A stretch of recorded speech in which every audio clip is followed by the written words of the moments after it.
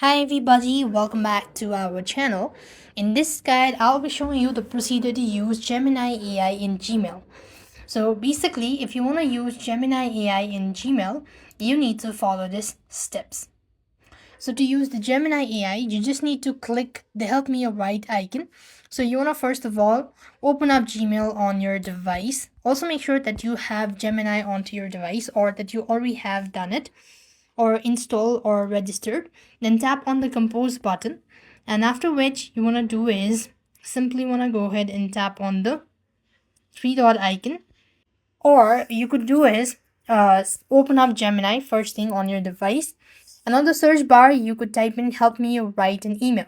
And basically you need to go ahead and provide in all the information that needs to be included in the following email. And once you're done with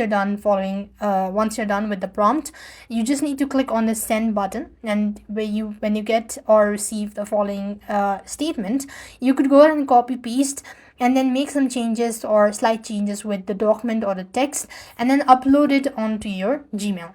So to upload it onto your Gmail, you want to click on the compose button, and here you could go ahead and paste it and then make some changes as well.